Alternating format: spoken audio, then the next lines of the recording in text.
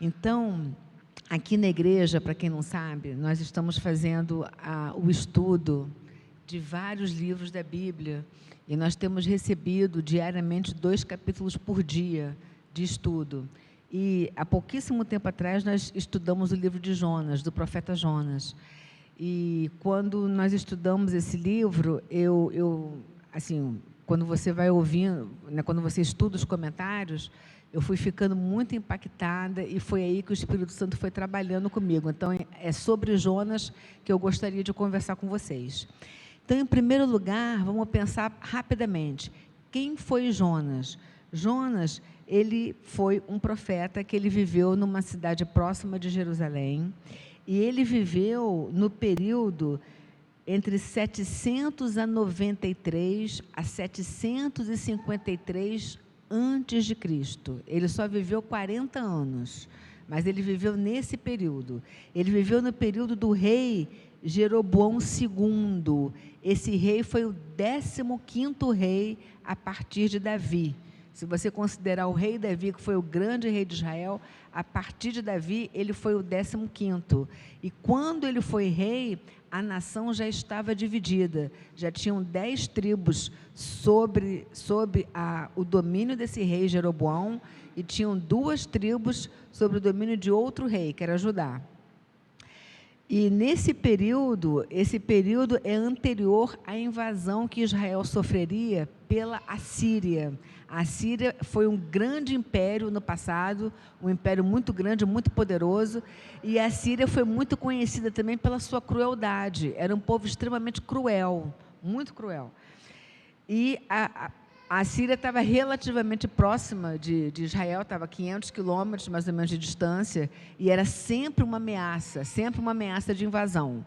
Então, é nesse contexto que vem uma palavra de Deus a Jonas, né, para que ele fosse a Nínive. Nínive é a capital da Síria, foi a capital da Síria, que não existe mais, mas foi, né, a capital da Síria.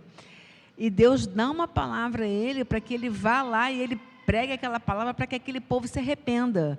Então, aquilo para ele foi uma coisa assim, foi mais do que ele podia suportar, porque era o povo opressor, era o povo que não tinha misericórdia, era o povo cruel, era o povo que ameaçava invadir Israel. E ele tinha que ir lá, dar uma palavra para aquele povo se arrepender. Aquilo foi mais do que ele podia suportar. Então, que ideia que ele teve? Ele teve uma ideia que não foi exatamente uma boa ideia. Mas a ideia que ele teve foi simplesmente de fugir. Então, ele saiu da onde ele estava e ele foi para uma cidade que, na época, tinha o nome de Jope. Essa cidade, hoje, ela se chama Tel Aviv. Ela hoje é a capital. Ela é a capital de Israel, né? Porque, obviamente, que o judeu considera que a capital é Jerusalém, mas você tem essa questão política, né?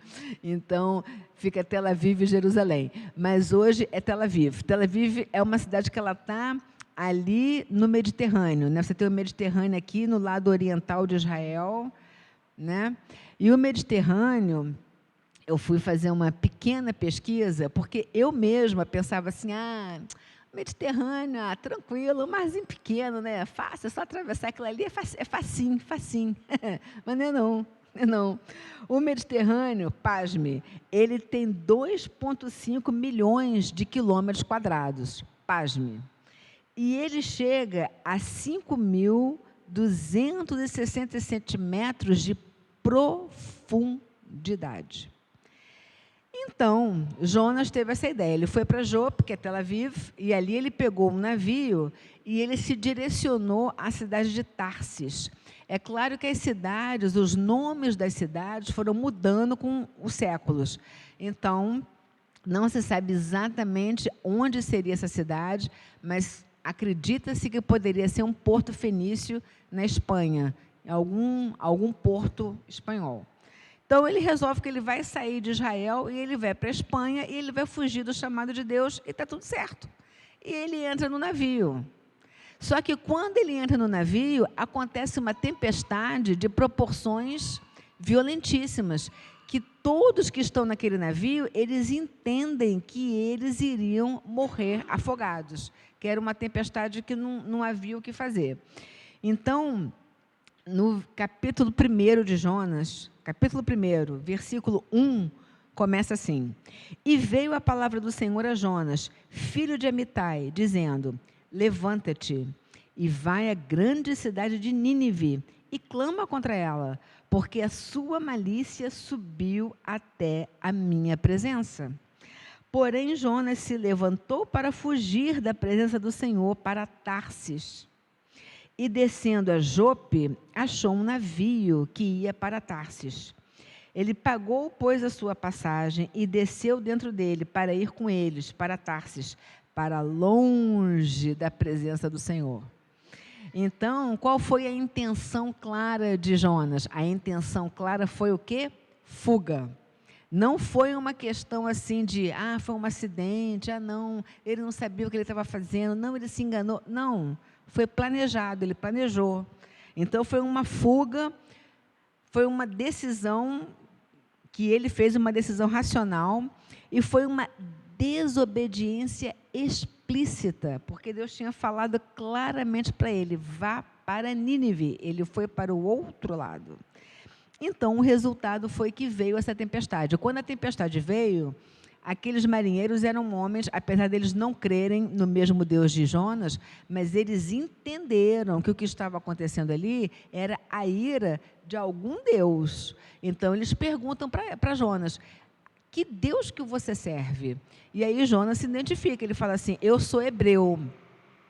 E nós aprendemos também no estudo que essa terminologia hebreu vem por serem descendentes de Éber, né, filho de Shem, lá atrás, né? Então ele fala: eu sou hebreu e eu creio no Deus de Abraão, de Isaac e de Jacó, eu creio no Deus que criou o céu e que criou a terra. E aí ele tem coragem, e ele admite o erro dele. Ele fala assim: eu estou fugindo do Senhor, porque eu recebi uma palavra do Senhor para ir a Nínive, mas eu não quero ir, eu estou fugindo, e é por causa disso que veio essa tempestade. Então vocês me lancem ao mar, se que vocês me lançando ao mar, essa tempestade vai cessar. E aqueles homens foram tementes a Deus, e eles, antes de terem essa ideia de pegar Jonas e lançar ao mar, eles tentaram, pela força humana, retornar para o porto da onde eles saíram em Israel. Só que eles não conseguiram, porque naquela época era remo aqui no braço, né? Não tinha motor, era aqui, né? Eles não conseguiram, porque a tempestade estava muito forte. Então Jonas insiste com eles, e eles, antes de jogarem Jonas no mar, eles oram e eles clamam a Deus, que Deus tenha misericórdia deles, que Deus não cobre na mão deles o sangue, né, o sangue de Jonas. E eles clamam a Deus por misericórdia. E eles lançam Jonas no mar, a tempestade cessa imediatamente, se acalma imediatamente. Então fica muito claro que realmente era uma questão séria, que Deus estava ali tratando seriamente com Jonas. Agora, vamos analisar o que foi que aconteceu com Jonas. Vamos lá. Capítulo 2, no capítulo 2, que é o capítulo que ficou esses dias todos, né? A gente já está no Salmo 126 e eu ainda estou pensando em Jonas 2. Então, o que aconteceu em Jonas 2? Vamos lá, em Jonas 2 ele fala assim: então, Jonas, de dentro do ventre do peixe, orou ao Senhor seu Deus e disse: na minha angústia eu clamei ao Senhor, e Ele me respondeu. Do ventre do abismo eu gritei, e tu ouviste a minha voz. Pois me lançaste no profundo, no coração dos mares, e a corrente das águas me cercou, e todas as tuas ondas e as tuas vagas passaram por cima de mim. Então eu disse: lançado estou de diante dos teus olhos, tornarei porventura a ver o teu santo templo? As águas me cercaram até a alma, e o abismo me rodeou, e as águas se enrolaram na minha cabeça. Desci até os fundamentos dos montes, desci até a terra, cujos ferrolhos se correram sobre mim para sempre. Contudo, fizeste subir da sepultura a minha vida. ó Senhor meu Deus. Então, aqui até o versículo 6. Então, eu não sei se quando você leu esse texto, se você ficou tão impactado quanto eu fiquei. Eu não sei se você compreendeu exatamente o que esse texto está dizendo, mas em português muito claro, Jonas afogou e morreu. Em português muito claro, Jonas chegou lá embaixo, 5.267 metros. Porque ele chegou, ele está dizendo aqui, olha, que ele chegou até os fundamentos dos montes. Aí você fala assim, não, mas peraí, Suzana, alguma coisa aí está errada, porque peraí, o camarada descreve tudo o que está acontecendo aqui, como é que o cara está morto? Então, deixa eu explicar uma coisa para você. O que acontece com o corpo humano quando a pessoa sofre um afogamento? Vamos lá. Quando a pessoa sofre um afogamento, entra água pelo nariz, um volume de água muito grande. Essa água invade os pulmões. Então, o seu pulmão, você se afoga por dentro, né? Porque ela cobre completamente o seu pulmão. Esse excesso de água nos pulmões destrói toda a conexão sanguínea que existe por ali. Como a pessoa aspira muita água, o pulmão fica encharcado, isso provoca uma asfixia, que provoca uma inconsciência, a pessoa fica completamente inconsciente, a pessoa desmaia e o coração para de bater. Então, assim, é simplesmente impossível, completamente impossível, que alguém tenha descido até, como está escrito aqui, os fundamentos dos montes, ou seja, que a pessoa desceu 5.267 metros e essa pessoa permaneceu viva. Isso é completamente impossível. Completamente. Então, tipo assim, ele desceu, ele afogou, ele estava afogado, ele estava morto. Só que o que acontece é que quando a pessoa morre, o que acontece? O seu espírito, ele sai do corpo. Então, a pessoa tem plena consciência do que está acontecendo, apesar de que o corpo está morto. Então, ele está descrevendo aqui o que ele viu espiritualmente. E olha o que ele fala aqui. Ele fala assim, eu desci, o versículo 6, né? Eu desci até os fundamentos dos montes, desci até a terra, cujos ferrolhos, cujas trancas, elas se correram sobre mim. Então, vamos ler esse mesmo versículo, eu quero ler esse mesmo versículo na versão King James, em português, que a versão King James é a mais próxima do original. Então, esse versículo na King James está assim, eu afundei até chegar aos fundamentos dos montes, até chegar à terra que fica lá embaixo, cujas trancas, as trancas dessa terra, me aprisionaram para sempre. Aí fala assim, no entanto, tu fizeste subir a minha vida de volta do Sheol. Sheol. Sheol, em hebraico, é uma palavra hebraica, quer dizer sepultura, quer dizer o mundo dos mortos. Essa mesma palavra em grego quer dizer Hades. Hades foi um deus da mitologia grega, que era o deus do submundo, do underground, o deus que controlava os mortos.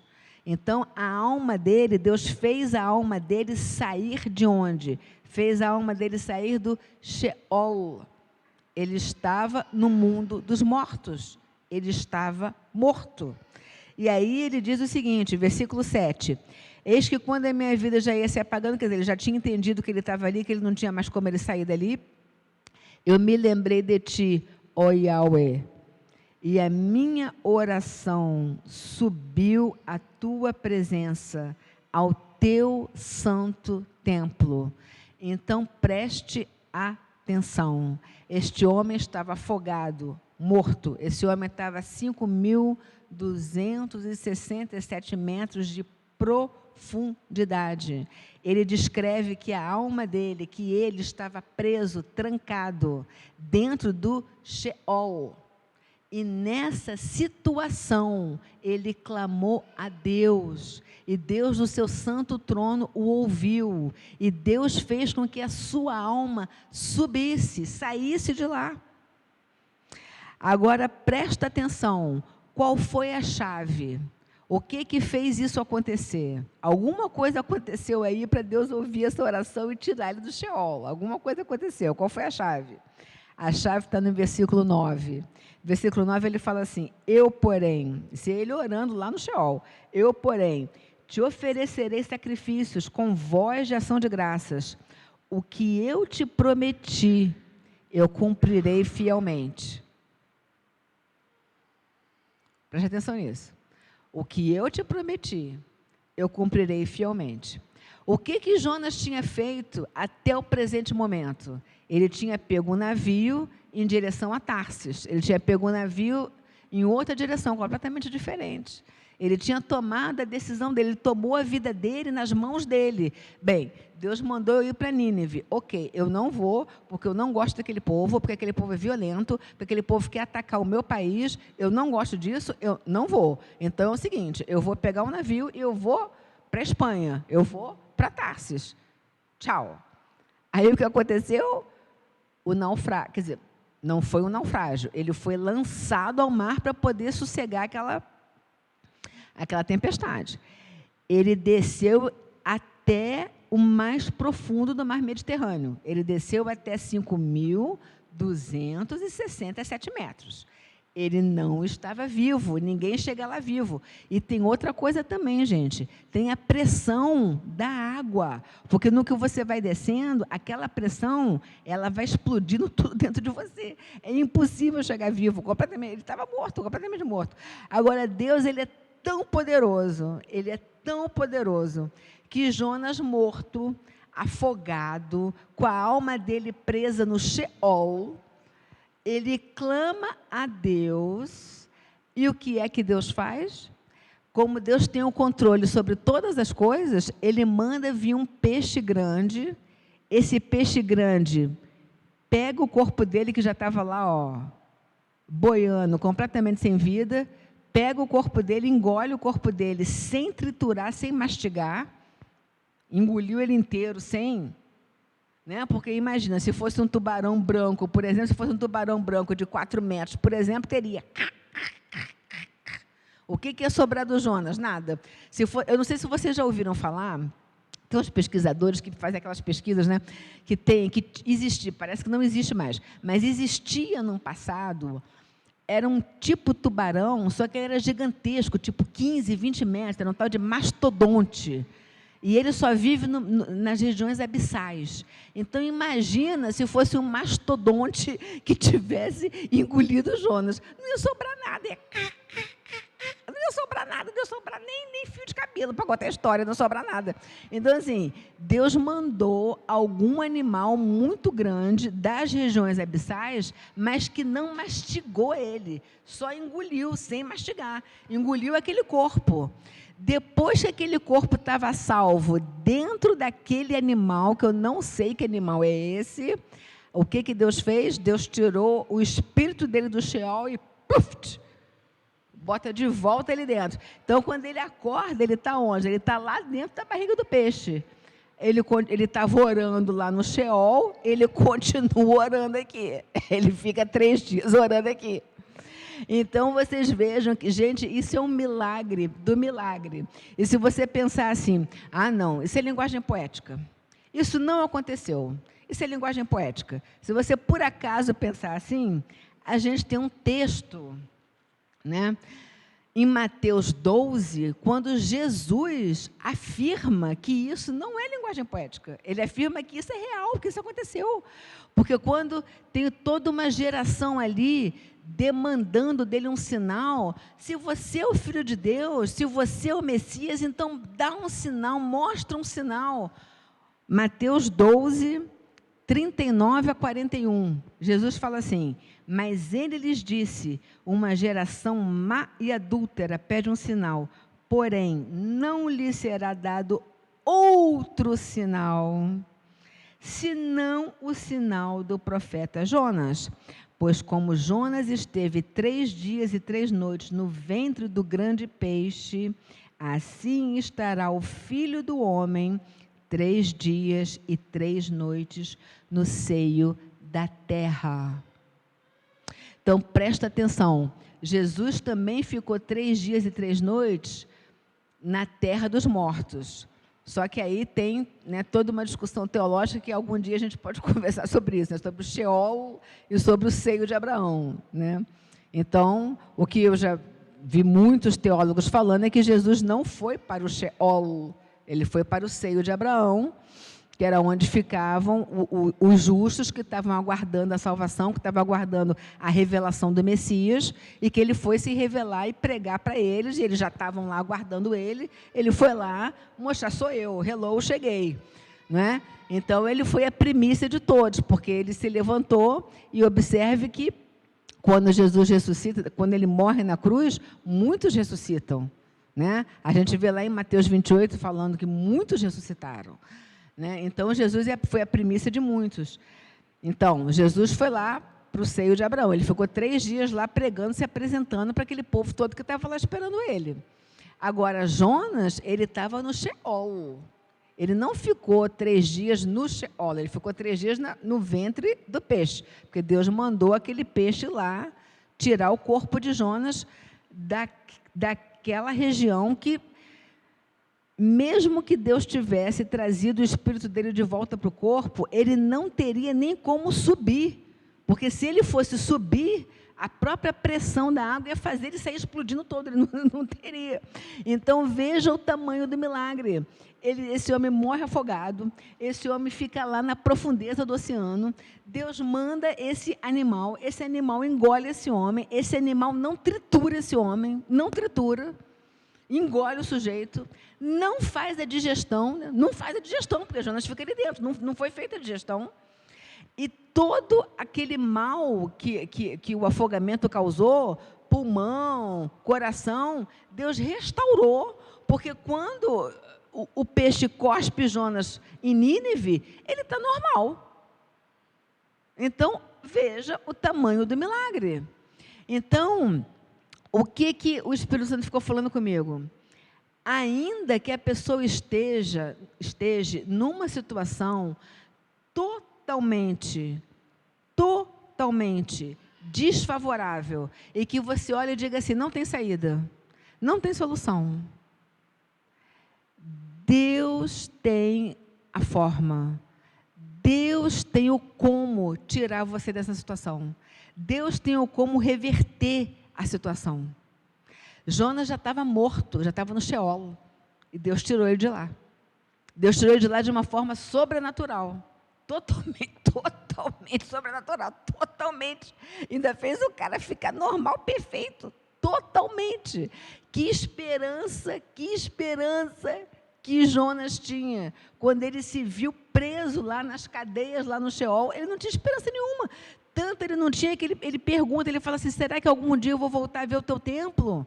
Estava preso lá, como é que ele ia sair de lá? Como é que uma pessoa, depois que o espírito morre e vai para o Sheol, como é que a pessoa vai sair de lá? Como é que a pessoa... Não tem jeito. Então, tipo assim, Deus é tão poderoso e Ele é tão maravilhoso que mesmo a pessoa nessa situação, se a pessoa clamar a Deus, Ele é poderoso o suficiente para arrancar essa pessoa dali e começar uma nova história. E Ele começa uma nova história com Jonas, e Ele faz Jonas ir para Nínive, e Ele faz Jonas fazer o que era para Jonas fazer. E Jonas ainda continua no processo de aprendizagem dele, né? Porque, obviamente, ele prega, acontece a coisa mais sobrenatural possível, que a cidade inteira se arrepende, que é totalmente sobrenatural. Ele fica com muita raiva, ele começa a brigar com Deus, depois de tudo que ele tinha passado. Então, assim, a história de Jonas é muito incrível, mas é uma história que é verdadeira.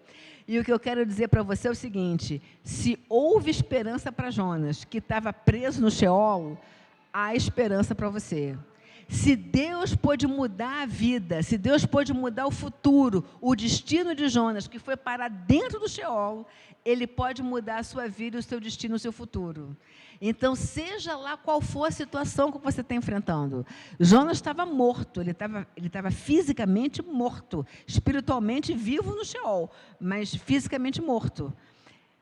E Deus o trouxe de volta à vida. E isso foi um sinal tão maravilhoso, tão grande, que Jesus cita isso. Jesus fala, este é o sinal? O sinal que aconteceu com Jonas, da forma como o meu Pai levantou Jonas de dentre os mortos, o meu Pai vai me levantar de dentre os mortos. Então, Jesus confirma isso. Jesus está confirmando.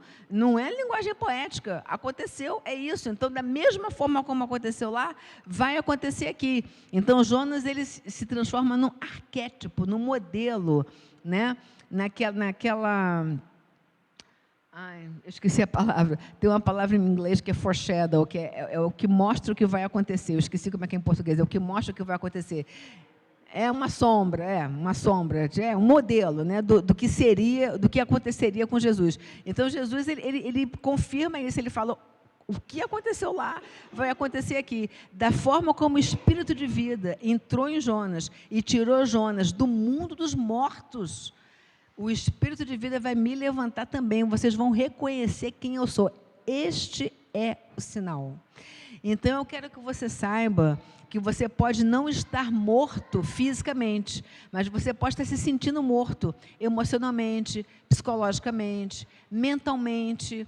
Você pode estar exaurido, você pode talvez estar doente, você pode talvez estar numa situação difícil, você talvez tenha recebido um laudo médico que diz assim, olha, você vai morrer, você tem uma doença terminal, você vai morrer.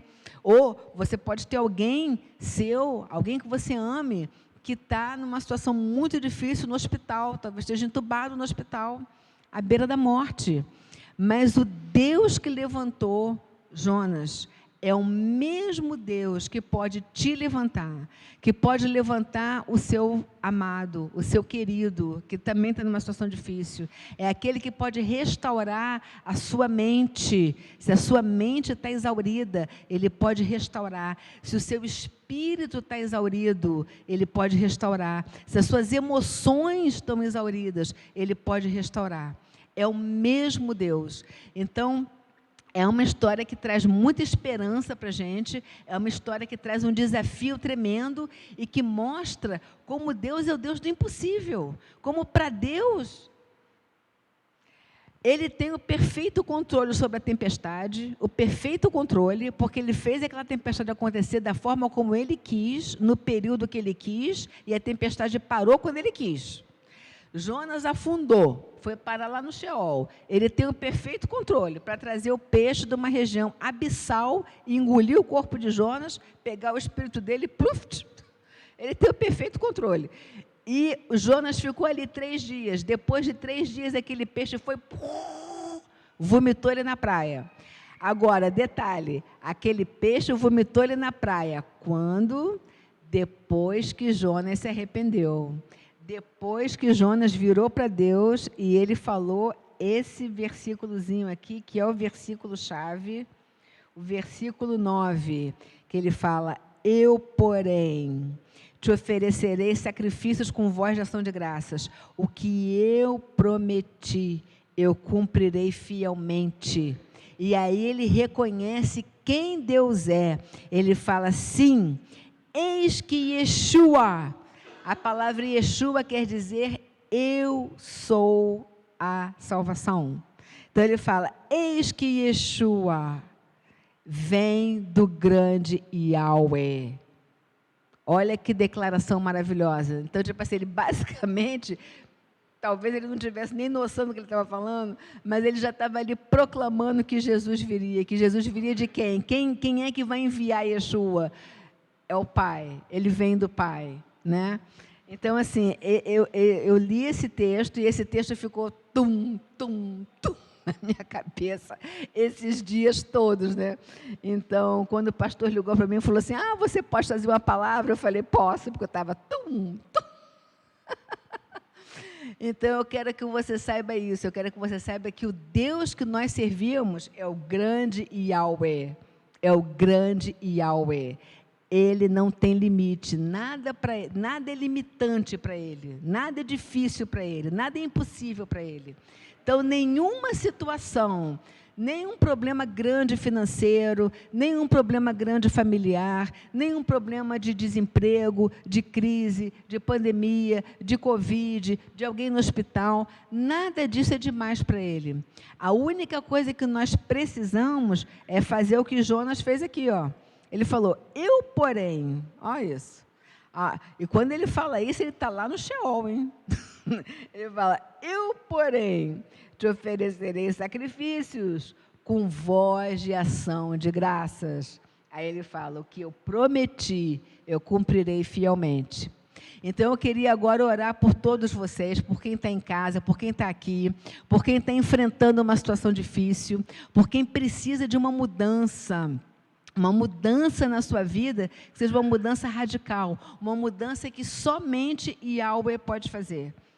Que humanamente nós não podemos fazer. Humanamente, Jonas não tinha como sair do Sheol. Humanamente, ele não tinha como sair lá de 5.267 metros e voltar cá para cima. Impossible. Completely impossible. Então, quem foi que fez isso? Foi Yahweh. Ele estava numa situação de total dependência. Então, dessa mesma forma, em muitos momentos da nossa vida, nós estamos assim. Então, se houve esperança para Jonas, se Jonas foi resgatado nessa situação, que qualquer pessoa diria, olha, é uma situação limite, o cara afogou, o cara morreu, não há o que fazer. Mas nessa situação, o espírito dele, que estava preso no Sheol, clamou a Deus. E Deus ouviu. Deus ouviu e respondeu. Então, se Deus ouviu e respondeu, quem estava preso no Sheol, ele pode ouvir e responder muito mais você que está livre aqui. Então, nós vamos agora orar e clamar a Deus. E clamar a Deus por aquilo que é o seu impossível, né? Jonas tinha o impossível dele, ele já estava morto, ainda estava preso no Sheol. Ele já tinha o impossível, era impossível mesmo, mas Deus reverteu aquela situação. Da mesma forma, Deus pode reverter a sua situação. Então, eu gostaria agora de orar, por exemplo, pelas pessoas que estão sem emprego, que estão sofrendo com a crise, que não têm uma perspectiva, que talvez o seu negócio já tenha quebrado, que você olha assim e fala, não tenho saída, não sei mais o que eu vou fazer. Mas Yahweh sabe. E Ele, além de tudo, Ele é Yahweh Jireh. Ele é aquele que vê e provê. Então, Pai, no nome de Jesus, nós queremos agora orar por todas as pessoas que estão sofrendo, Pai, que estão passando por uma crise financeira grave. Pai, nós te pedimos, aqueles que estão sem emprego, aqueles que suas empresas quebraram. Pai, nós te pedimos, aqueles que estão, os vulneráveis, ó Pai, os informais, que estão com muita dificuldade de trabalhar. Pai, nós te pedimos agora que a Tua mão poderosa venha reverter essa situação, na autoridade do nome de Jesus. Eu também queria orar agora pelas pessoas que estão com problema de saúde, quem recebeu um laudo médico, ou quem está sofrendo com Covid, ou a própria pessoa está sofrendo, ou o seu parente, o seu amado, o seu querido está sofrendo. Nós temos uma lista enorme no grupo de mulheres de pedido de oração. Então, Pai, nós queremos colocar todas aquelas vidas que estão naquela lista, que o Senhor faça um milagre na vida de um por um, que o Senhor traga a vida, que o Senhor restaure a saúde para cada uma daquelas pessoas e para cada pessoa que está assistindo esse culto nesse momento, para cada um que nós sabemos que está no hospital, que está entubado, para cada um que recebeu um laudo médico de uma doença terminal. Pai, nós oramos pelo Teu milagre, porque o Senhor é o Deus da vida. Então, nós oramos que na autoridade do nome de Jesus, que é a Tua vida, que o Teu fôlego de vida entre nas vidas de cada pessoa e que venha a Tua cura completa e perfeita para cada um. No nome de Jesus. E eu queria orar também por aqueles que estão se sentindo assim, a minha vida, eu já não sei mais o que eu penso, as minhas emoções, a minha mente, meu psicológico está muito afetado, e eu já não sei mais, eu não tenho esperança, eu já não sei mais o que fazer. Eu também queria orar por você, porque a nossa esperança, a nossa bússola, a nossa âncora se chama Yahweh. É Ele que está conosco o tempo todo. É Ele que nos guia, é Ele que nos leva até o nosso bom destino. Ainda que Jonas foi parar lá, 5.267 metros abaixo do mar, Deus tirou ele de lá e fez ele chegar no destino. Então Ele vai fazer a mesma coisa com você. Ele vai fazer você chegar no seu destino, no destino que Ele criou para você, que é um destino bom. O destino que Deus tem para cada um de nós é um destino bom. Então agora eu quero fazer essa oração rápida aqui por você, para que Deus te abençoe. Pai, no nome de Jesus, nós queremos entregar aqui a vida de cada pessoa que se sente exaurido emocionalmente, espiritualmente, psicologicamente, mentalmente. Pessoas que estão se sentindo profundamente afetadas pela crise, pela pandemia, pelo isolamento social, pela falta de emprego, pela falta de dinheiro, pelas doenças, pelas notícias ruins, pela situação que nos cerca, que é uma situação ruim. Mas, Pai, eu oro que na autoridade do nome de Jesus, que tudo isso perca a importância e que essa pessoa agora coloque os seus olhos em Ti, confie em Ti e receba de Ti o seu sustento, receba de Ti o seu alimento, receba de Ti o ânimo e a direção para continuar vivendo e a convicção de que o Senhor é Deus suficiente para levar cada um de nós ao nosso destino, até o nosso destino, ainda que essa situação seja uma situação adversa, mas o Senhor é o Deus poderoso, que o Senhor pode nos levar até o destino que o Senhor tem para nós. Nós queremos Te louvar, agradecer, ó Pai, pela Tua bondade, por todo o amor que o Senhor tem por nós, por tudo de maravilhoso que o Senhor tem feito a cada dia, por cada um de nós. E nós queremos agora, Pai, como Jonas falou, nós queremos dizer: eu, porém, te oferecerei sacrifícios com voz de ação de graça, e o que eu prometi, eu cumprirei fielmente. Sim, eis que Yeshua, eis que a salvação vem do grande e do poderoso Yahweh, e nós queremos entregar as nossas vidas nas Tuas mãos, na autoridade do nome de Jesus. Amém.